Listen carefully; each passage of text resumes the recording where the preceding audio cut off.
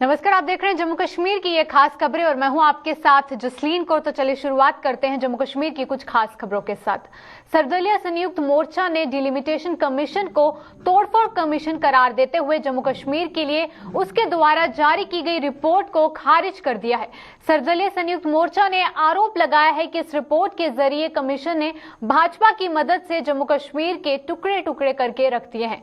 वहीं जम्मू में आज सर्वदलीय संयुक्त मोर्चा ने एक बैठक के दौरान इस रिपोर्ट पर चर्चा की और बैठक में मौजूद सभी दलों के सदस्य इससे बेहद ही खफा नजर आए। वहीं बैठक में भाग लेने के बाद प्रदेश कांग्रेस के प्रवक्ता रविंद्र शर्मा ने बताया कि इस रिपोर्ट के खिलाफ संघर्ष शुरू कर दिया गया है और लोगों के बीच पहुंचकर उन्हें जागरूक किया जाएगा। जम्मू कश्मीर मजबूत रह सकता है। आज की चर्चा डिलिमिटेशन पे थी, जो कि एक बहुत ही बेइंसाफी हुई है जम्मू कश्मीर और हर डिस्ट्रिक्ट और हर इलाके के साथ कि तोड़ फोड़ किया गया। ये तोड़ फोड़ कमीशन था, इन्होंने डाइसेक्शन की और बीजेपी के आईने से की। एक टेलर मेड रिपोर्ट को फाइनल किया गया। एक हफ्ते पहले ड्राफ्ट रिपोर्ट पेश की गई, लोगों से ऑब्जेक्शन मांगे गए। एक हफ्ते के बाद आईवाश किया गया और उसके बाद कोई सुनवाई न करके कॉस्मेटिक 2-4 नाम बदल के उसी रिपोर्ट को फाइनल कर दिया गया। घर में बैठ के टेबल में बैठ करके टेलर मेड रिपोर्ट को फाइनल किया, जिससे हम समझते हैं कि within district, within region, within Jammu Kashmir जो क्राइटेरिया थे, पॉपुलेशन, एरिया ऑफ कॉन्स्टिट्यूंसीज, उसके बाद contiguity, connectivity, physical features, public convenience, इन तमाम सहूलतों को, चीज़ों को दरकिनार करके और कमीशन ने, मैं समझता हूँ हम सारे ये महसूस करते हैं कि ये बहुत बड़ी बेइंसाफी हुई है, ये बहुत बड़ी जाती है। इसके खिलाफ हम संघर्ष जारी रखेंगे। हम डिफरेंट मोड से लोगों में पहुँचेंगे, यूनाइटेडली भी, सारी पार्टी इकट्ठे भी, अपने अपने मंच से भी। इसलिए इस बात पे हमारी आज चर्चा हुई और हमने इस रिपोर्ट को लोगों के हितों के खिलाफ, पैरामीटर्स और बुनियादी नाम्स और असूलों के खिलाफ जो कानून में डिलिमिटेशन हदबंदी के पैरामीटर्स हैं उनको उल्लंघना करके बनाया, इसलिए हमने इसको रिजेक्ट किया है। जम्मू कश्मीर कांग्रेस की युवा इकाई ने WHO द्वारा भारत में कोविड से 47 लाख मौतें होने के दावे पर सरकार से जवाब मांगा है।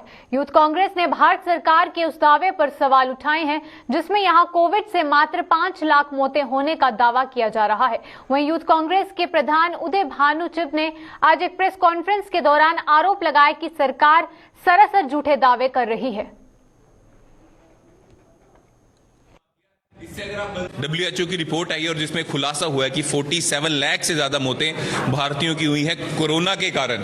और जहां तक कि हम भारत सरकार का, अगर हम उनका फिगर देखें तो वो कहते हैं कि 5 लाख से भी कम मौतें हुई हैं। तो कम से कम 42 लाख मौतों का, 42 लाख से ज्यादा लोगों का डिफरेंस आ रहा है कि जिसमें बता रहे हैं कि इतनी जाने गई कोविड से। तो हम पूछना चाहते हैं भारत सरकार से, ये जो 42 लाख लोग हैं, क्या ये भारतीय नहीं है? इनको आपने डिसोन क्यों कर दिया? इनको आपने इनके डेथ रजिस्टर क्यों नहीं किया? इनका क्यों नहीं बताया कि ये कोविड से जाने गई हैं? को ही पहचान देने से पीछे हट रहे हैं। तो हमारी डिमांड है इन पूरे लोगों को पहले भारत सरकार सही फिगर बताए और जैसे राहुल गांधी जी का मानना है, जैसे उन्होंने अपील की है भारत सरकार से कम 4 लाख का कंपनसेशन इन सभी फैमिलीज को मिलना चाहिए ताकि इनको थोड़ी मदद मिल सके। और जब तक ये नहीं होता हम प्रोटेस्ट भी करेंगे।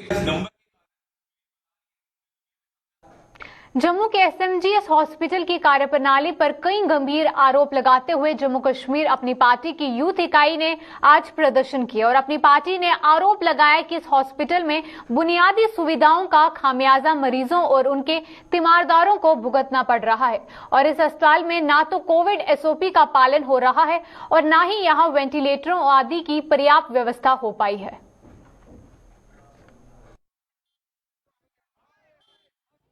प्रॉपर ट्रीटमेंट नहीं मिलती है। अब जैसे कि यहाँ पे आप SOPs आप देखेंगे फॉलो जो करनी चाहिए बिफोर कोविड और आफ्टर कोविड, वो नहीं है। एक ही बेड पे 4 लोग जो हैं, जो लेडीज हैं, वो उनको ट्रीट किया जा रहा है, तो वो लेडीज कहाँ से वो ठीक होंगी?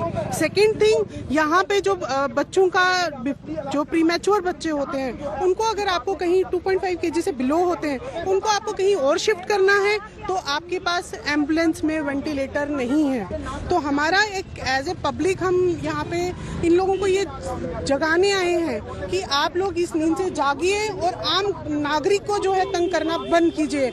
यहाँ बोलते हैं कि स्मार्ट सिटी, जहाँ हेल्थ को लेके यहाँ पे इन लोगों में अवेयरनेस नहीं है, तो ये स्मार्ट सिटी बना के क्या करेंगे? देश की आंतरिक सुरक्षा की जिम्मेदारी बखूबी निभाने वाली सीआरपीएफ समाज के प्रति अपना दायित्व भी बखूबी से निभा रही है और इसी परंपरा को कायम रखते हुए सीआरपीएफ की 45वीं बटालियन ने आज बांदीपुरा जिले में सुंबल के वांगीपुरा इलाके में एक मेडिकल कैंप लगाया, जिसमें कई लोगों के स्वास्थ्य की जांच करने के साथ साथ उन्हें जरूरत के हिसाब से दवाइयां भी दी गई।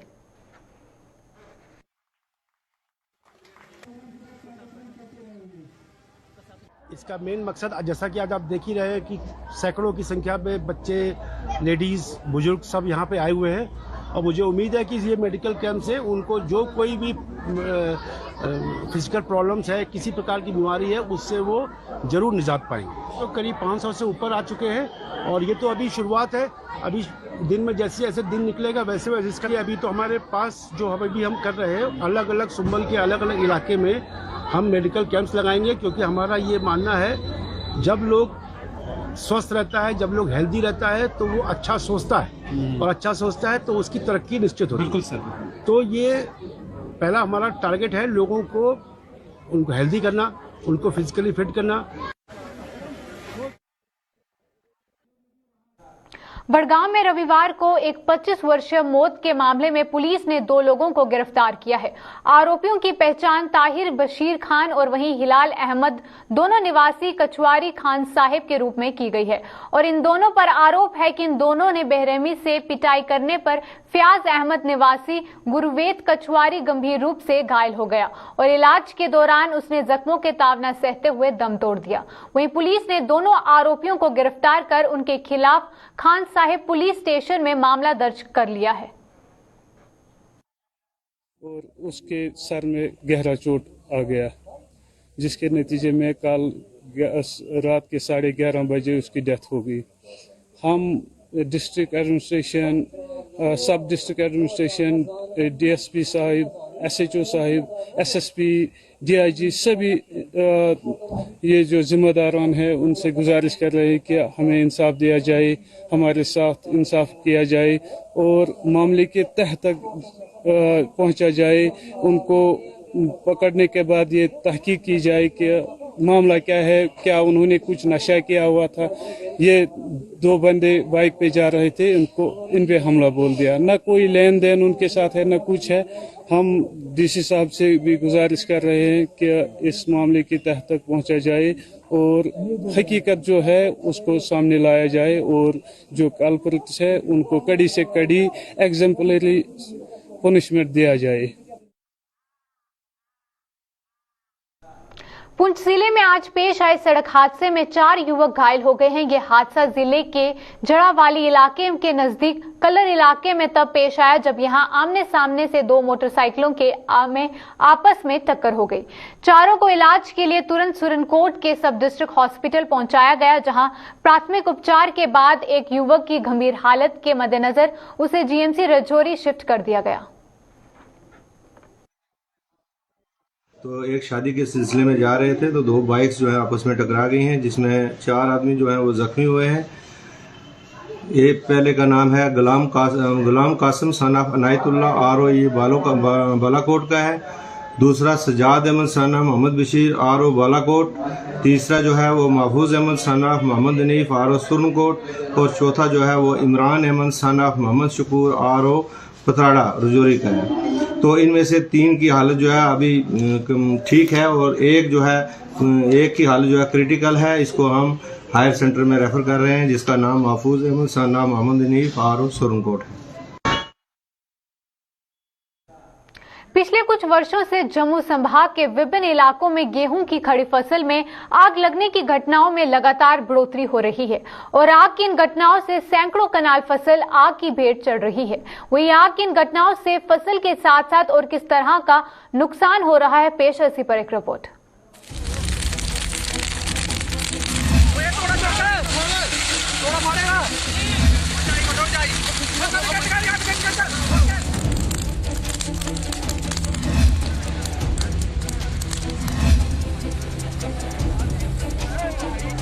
जब खेतों खेतों में खड़ी फसल को आग लगती है तो इस आग में न सिर्फ किसान का अन्न जलता है बल्कि इस आग में किसान का तन मन भी जलता है। यह आग किसान के परिवार के मुंह का निवाला ही नहीं छीनती बल्कि किसान के कई सपनों को भी भस्म कर देती है। इसी फसल को बेचकर किसान ने मकान बनाने और अपने बच्चों की शादी करने के सपने बुने होते हैं। पर्यावरण की भी नुकसान है और कई ऐसे साढ़े बेचारे किसान होंगे ने कि जेडे सोचते हैं कि असें ये अपनी जी कणक है इहदा फड़ गए तो कोई कुड़ी का ब्याह करके या मुड़े का ब्याह करके या कोई और काम करके, लेकिन जिहड़ा कोल गुआंढी है जदों उहदी कणक वढाउंदी है फटाफट अग लाने की कोशिश करता तो वो जो गरीब बंदा उहदी बेचारे दे जे लागे चली जाए कणक जिहड़ी ओह फुक जाती है तो बड़ा नुकसान होंदा।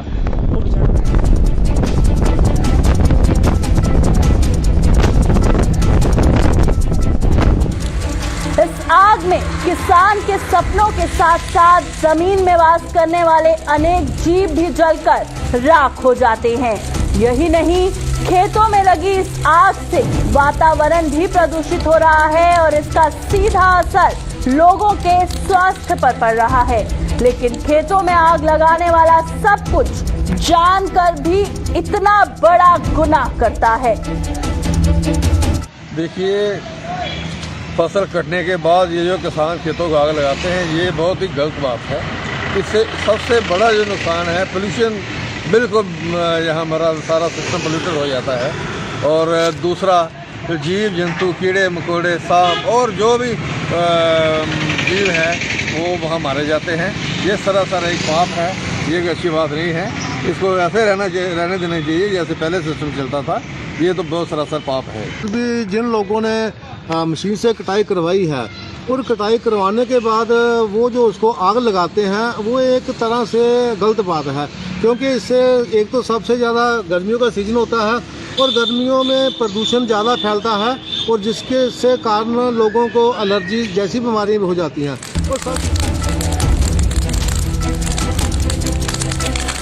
खेतों में आग लगाने वाले उन जीवों को भी आग की भेंट चढ़ा देते हैं जो फसलों के लिए उपयोगी होते हैं, जो किसानों और फसलों के मित्र माने जाते हैं। ये कीड़े जमीन को खोखला करते हैं जिससे जमीन में लगे पौधों की जड़ों को पानी और ऑक्सीजन पर्याप्त मात्रा में मिलती है। अगर हम पर्यावरण को देखते हुए इसको माने तो हमारे बहुत से सूक्ष्म जीव होते हैं कि जो कीटाणु हमारी जो धरती होती है उसको नीचे से खोखला करते हैं और उनके माध्यम से ऑक्सीजन नीचे जाती है। जब ऑक्सीजन नीचे जाती है तो जो हमारा पौधा बनता है उसको पूरी तरह से उसके ऊपर सारे 16 के 16 तत्व पैदा होते हैं।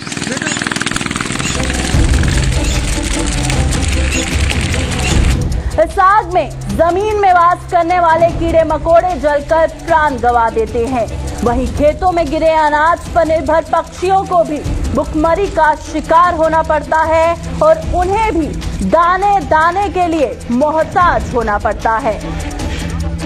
ਜਿਹੜੇ ਇਸ ਵੇਲੇ ਹਾਲਾਤ ਚੱਲ ਰਹੇ ਜਿਨ੍ਹਾਂ ਲੋਕ ਆਪਣੀ ਕਣਕ ਉੱਪਰ ਕੰਬਾਈਨ ਕੋਲ ਕਰਾਉਂਦੇ ਨੇ ਤੇ ਬਾਅਦ ਚੱਕ ਲਾਈ ਉੱਠਦੇ ਨੇ, ਇਹ ਅਸ ਬਿਲਕੁਲ ਕਿ ਮੈਨੂੰ ਲੱਗਦਾ ਕਿ ਪ੍ਰਕਿਰਤੀ ਕਿੰਨੇ ਬੜਾ ਖਿਲਵਾੜ ਕਰ ਰਹੇ ਆ।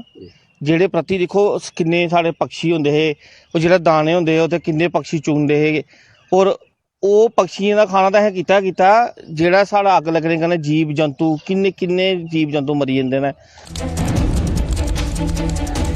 यही नहीं, जिन लोगों की जमीन नहीं होती वो लोग भी फसल की कटाई के बाद खेतों में गिरे अनाज को चुनकर अपना गुजारा करते थे, लेकिन खेतों में आग लगाने वालों ने इन गरीबों के पेट पर भी लात मार दी।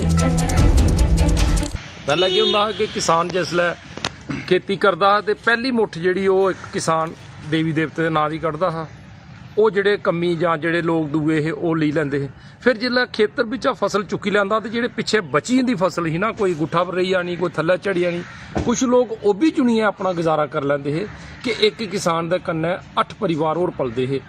ਅੱਜ ਅਸੀਂ ਦੌਰ ਦੇਖਿਆ ਐਸਾ ਕਿ ਇੱਕ ਕਿਸਾਨ ਦੇ ਉੱਪਰ ਜਿਹੜਾ ਪਸ਼ੂ ਹੈ ਉਹ ਵੀ ਨਹੀਂ ਪਲੀ ਸਕਾ ਵਾ ਕਿ ਜਿਹੜਾ ਪਸ਼ੂਆਂ ਦਾ ਚਾਰਾ ਸੋ ਵੀ ਅੱਗ ਲਾਈਏ ਫੂਕੀ ਉਹਨੇ ਚਾਰੇ ਦਾ ਕੰਨਾ ਜਿਹੜਾ ਘਾਹ ਬੂਟਾ ਉਹ ਵੀ ਸੜੀ ਜਾਂਦਾ, ਘਾਹ ਦੇ ਕੰਨੇ ਜਿਹੜੀਆਂ ਸਾਡੇ ਛੋਟੇ ਛੋਟੇ ਦਰਖਤ ਨੇ ਉਹ ਵੀ ਸੜੀ ਜਾਂਦੇ ਨੇ। ਕਿ ਜਿੰਦੀ ਆਪਣੀ ਜ਼ਮੀਨ ਨਹੀਂ ਹੁੰਦੀ ਸੀ ਉਹ ਜ਼ਿਮੀਂਦਾਰ ਦੇ ਖੇਤਰ 'ਚ ਜਾਂਦਾ ਤੇ ਖੇਤਰ ਦੇ ਵਿੱਚੋਂ ਜਿਹੜੀਆਂ ਬਚੀ ਦੀਆਂ ਫਸਲਾਂ ਨਾ ਜਾਂਦੀਆਂ ਕੁਛ ਫਸਲ ਕੱਟਦੇ ਹੋਏ ਸਿੱਟੇ ਥੱਲੇ ਡਿੱਗੀ ਹੁੰਦੇ ਉਹ ਸਿੱਟੇ ਚੁਣੀਆਂ ਕਿ ਆਪਣਾ ਟੱਬਰ ਪਾਲ ਲੈਂਦੇ ਇਹ ਉਹ ਵੀ ਇੱਕ ਸਾਧਨ ਹਾਂ। ਜਿਹੜਾ ਕਿਸਾਨ ਫਸਲ ਕੱਟੀ ਲੈਂਦਾ ਤੇ ਇੱਕ ਕਾਰਨਰ ਦੇ ਉੱਪਰ ਨਾ ਇੱਕ ਬਰਗਦ ਛੋੜੀ ਉੱਡਾ ਥੋੜੀ ਜੀ ਉਹ ਲੋਕ ਉਹ ਵੀ ਉਹ ਚੁਣੀਆਂ ਜਾਂ ਕਿਸਾਨ ਕੋਲ ਇੱਕ ਮੰਗੀ ਲੈ ਲੈਂਦੇ ਆਦੇ ਥੋੜੀ ਜੀ ਸਾਨੂੰ ਦੇ ਦਿਓ। खेतों में लगी ये आग न केवल किसी के सपनों को खाक में मिलाती है बल्कि अनेकों धरती के जीवों को भी जलाकर राख कर देती है। यही नहीं, ये आग कई गरीबों और पक्षियों के हिस्से के अनाज को भी जलाकर खाक कर देती है और इसका पाप आग लगाने वाले के सिर पर ही चढ़ता है। विस्तार से नंदकिशोर के साथ अश्विनी चंदेल की रिपोर्ट। डीपीसी न होने सहित अभी तक अन्य मांगों पर भी सरकार द्वारा गौर न किए जाने पर Jammu Kashmir medical employees federation ने सरकार के खिलाफ मोर्चा खोल दिया है। वहीं फेडरेशन की ओर से 12 मई को जम्मू में बड़े स्तर पर धरना प्रदर्शन किया जा रहा है, जिसमें कि तमाम जिलों के मुलाजिम भाग लेने जा रहे हैं। और फेडरेशन के सदस्य प्रफुल्ल सिंह ने आज एक प्रेस कॉन्फ्रेंस के दौरान ये जानकारी दी और उन्होंने बताया कि इस धरने के बाद भी अगर सरकार न मानी तो उसके बाद यहां पर पैदा होने वाली टकराव की स्थिति के लिए वही जिम्मेदार होगी।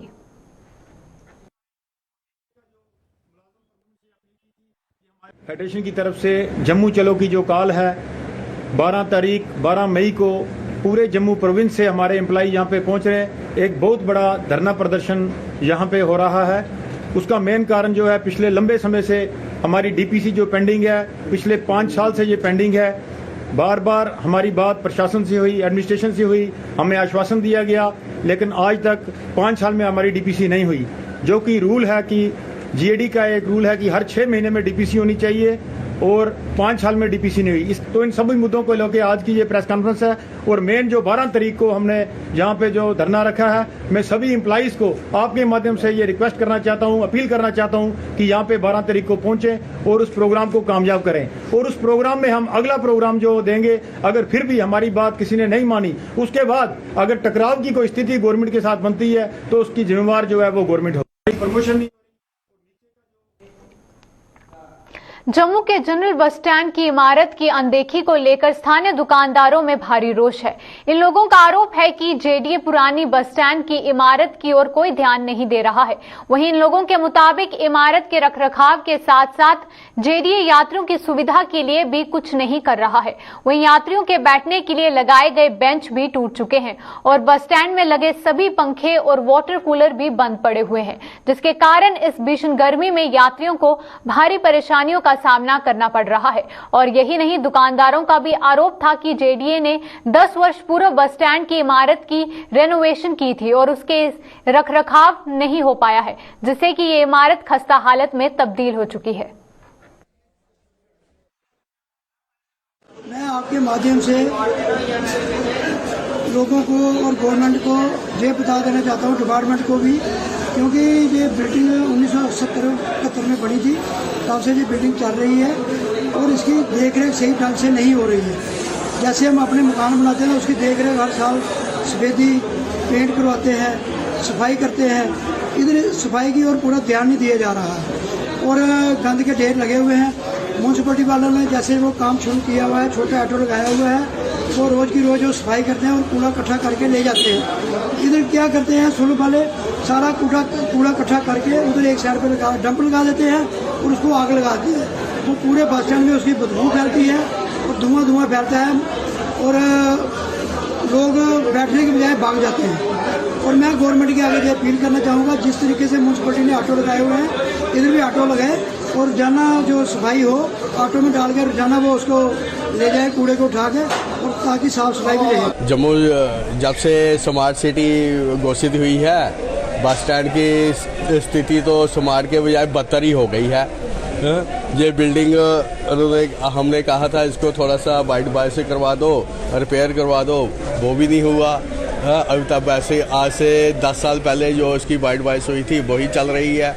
गंद पड़ा हुआ है, हर जगह जगह गंद है, सफाई व्यवस्था है नहीं। आप खुद देख सकते हो कितना गंद पड़ा हुआ है।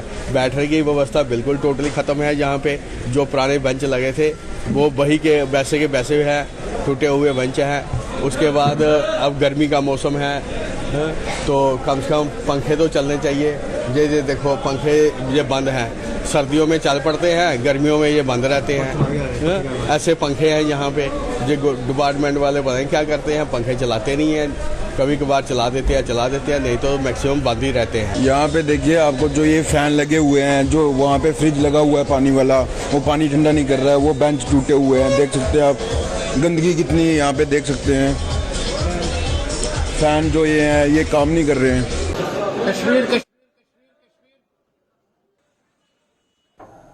जम्मू नगर निगम द्वारा जम्मू शहर के तमाम वार्डों को रोशनी से जगमग करने के बड़े बड़े दावे किए जा रहे हैं। वहीं निगम के इन दावों की पोल खोल रहे हैं जम्मू के वार्ड नंबर 41 पाटाबोड़ी के लोग। इन लोगों का आरोप है कि जम्मू नगर निगम ने क्षेत्र में स्ट्रीट लाइट्स के खंभे तो खड़े किए हैं, लेकिन इन पर लगी लाइट्स रात को बंद रहती हैं, जिससे कि सूरज ढलते ही पूरा वार्ड अंधेरे में डूब जाता है। इन लोगों के मुताबिक एक तरफ जम्मू नगर निगम जम्मू को स्मार्ट सिटी बनाने के दावे कर रहा है, वहीं दूसरी ओर स्ट्रीट लाइट की मरम्मत नहीं की जा रही है। और यहाँ पे स्ट्रीट लाइट काफ़ी देर से खराब पड़ी है और यहाँ पे आने जाने वालों को इतनी प्रॉब्लम है, एक्सीडेंट हो रहे हैं और यहाँ पे दुकानदार परेशान है, हर बंदा परेशान है, बच्चे परेशान है। रात को यहाँ से निकलना इतना मुश्किल है कि कोई साहब ही कोई नहीं है। और ये इतने बड़े बड़े दावे करते हैं कि आप स्मार्ट सिटी बनाएंगे, ये करेंगे। आप हालत देखो इस चौक की, इतनी यहाँ पे स्मेल है। नाले की हालत देखो, नाला बिल्कुल साफ नहीं हुआ, उसमें इतनी गंदगी है और कोई साहब ही कोई नहीं। और म्यूनसिपल कॉर्पोरेशन की तरफ से यहाँ पे चौक पाटा चौक की हालत को कुछ नहीं देखा गया, इसको बिल्कुल बेनजर किया गया। गुलिस्तान माध्यम के चैनल से मैं ये बात पहुंचाना चाहता हूं कि आप यहां पे दौरा कीजिए, यहां का मौका देखिए। यहां की हालत इतनी खतर बतर है कि कोई बात ही नहीं। यहां के कॉर्पोरेटर जो मौजूदा कॉर्पोरेटर हैं वो यहां के इन्होंने एक बार भी आके यहां नहीं देखा।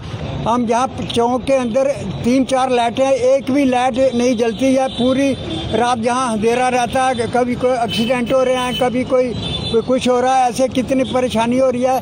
यहाँ आने जाने के लिए भी बड़ा मुश्किल है, अंधेरा रहता है, जब देखो अंधेरा रहता है। कोई कॉर्पोरेटर जो जहाँ से जीता हुआ जहाँ इधर कभी वो चक्कर भी नहीं लगाता है, कभी आता ही नहीं है यहाँ पर। स्मार्ट सिटी की बातें करते हैं, लेकिन यहाँ पर स्मार्ट छोड़ करके जहाँ लाइटें तक ठीक नहीं कर सकते, स्मार्ट सिटी किसने बनानी है। जम्मू के मड ब्लॉक की पंचायत सोहंजना के वार्ड नंबर 2 की महिलाओं ने सरकार पर अनदेखी का आरोप लगाया है। इन महिलाओं का आरोप है कि चुनावों के दौरान उनसे विकास के बड़े बड़े दावे किए जाते हैं, लेकिन चुनावों के बाद कोई उनकी सुध नहीं लेता है। इन महिलाओं के मुताबिक उनकी नालियां और गलियां खस्ता हालत में हैं और बिजली की सप्लाई की तारें भी जमीन को छू रही हैं, लेकिन कोई भी इसकी ओर ध्यान नहीं दे रहा है। उन्होंने बताया कि कई बार वो स्थानीय पंचायत के सदस्यों से भी इस संबंध में गुहार लगा चुकी हैं, लेकिन अभी तक किसी ने ना तो गलियों की मरम्मत के लिए कोई कदम उठाया और ना ही बिजली की तारों को ठीक करने की जहमत उठाई गई। आखना चाहते हैं कि साड़ी तार जी गली च लड़की दी है, ये उच्ची होनी चाहिए और साड़ी गली बननी चाहिए। वोट लैने मौके वोट लैने ते सारे आई जाते, पैंच सरपंच क्या और जी हूँ बनिया ते ओह भी आई जांदियां ते जिसलै ओह आखदे गलियां बनगन तुंदियां बनगन, अदूं कुसै ने 6 महीने होई है कुसै ने गली नहीं बनाई जां ना गै कुत्ता तार उच्ची होई। ते जे देखो बच्चे इधर चलते दौड़ते हैं, मैटाडोरा गड्डियां कोई कुछ चला दा, कोई जे चमकी आग ते कौन जिम्मेवार। देखो जेह्ड़ा पिछड़ा हादसा होया है ओह भी तो इ'यां गै होया है। ते अस आखने कि तारां थोड़ियां ठीक होन साड़ियां ते गली भी साड़ी थोड़ी ठीक होवे। ते तारां साड़ियां बिल्कुल बिजली दियां लमकी दियां न तारां ते अस चाहने आं कि उच्चियां होन। गलियां साड़ियां दिक्खो, सड़कें दी हालत दिक्खो, नालियां भी थोड़ी बारिश होंदी पूरी सड़क च पानी गै पानी होई जंदा ते अस चाहने आं कि गलियां भी साड़ियां बनन ते नालियां भी कन्नै बननी चाहिदियां ते तारां भी उच्चियां होनी चाहिदियां। हाँ जी सरपंच साहब भी आख्या तारे दा बड़े बारी आख्या, पैंच गी भी आखने होने आ, ओह आखदे आखे दा बोले दा सारी गली दा आर्डर ते आर्डर लब्भेआ नहीं इत्थै कुछ भी। ਐ ਨਹੀਂ ਸਾਨੂੰ ਲੱਭੀ ਆ ਗਲੀ ਬਣੀ ਦੀ ਅਸ ਆਖਣਾ ਚਾਹੁੰਦੇ ਹਾਂ ਕਿ ਧਾਰਾਂ ਵੀ ਉੱਚੀਆਂ ਹੋਣੀ ਚਾਹੀਦੀਆਂ ਔਰ ਗਲੀ ਵੀ ਸਾਡੀ ਬਣਨੀ ਚਾਹੀਦੀ ਨਾਲੀਆਂ ਦੀ ਹਾਲਤ ਦੇਖੋ ਵੀ ਬਣਨੀ ਚਾਹੀਦੀਆਂ ਬਈ ਇਹ ਧਾਰਾਂ ਲੜਕੀ ਦੀਆਂ ਨੇ ਤੇ ਥੋੜੀਆਂ ਉੱਚੀਆਂ ਕੀਤੀਆਂ ਜਾਣ ਜੇ ਗੱਡੀ ਨਿਕਲਦੀ ਇਧਰੋਂ ਤੇ ਸਾਰੀ ਕੰਨੇ ਵੱਜਦੀ ਆ ਅਗਰ ਕੋਈ ਚਮਕੀ ਆ ਮਰੀਏ ਕੋਈ ਤੇ ਕੋਈ ਜ਼ਿੰਮੇਵਾਰੀ ਨਹੀਂ ਇੱਕ ਦੂਏ ਇਹ ਹੈ ਕਿ ਤਾਰਾਂ ਥੋੜੀਆਂ ਉੱਚੀਆਂ ਕੀਤੀਆਂ ਜਾਣ ਸਾਡੀਆਂ ਤਾਰਾਂ ਸਾਡੀਆਂ ਲਮਕਾਈਆਂ ਨੇ ਤੇ ਕੋਈ ਡਿੱਗੀ ਲੱਗੀ ਆ ਕੋਈ ਟੁੱਟੀ ਜਾਂਗਣ ਤੇ ਕੀ ਫਾਇਦਾ ਕੋਈ ਚੌਂਕੀ ਆ जम्मू कश्मीर के इस खास बुलेटिन में बस इतना ही। दीजिए इजाजत। नमस्कार।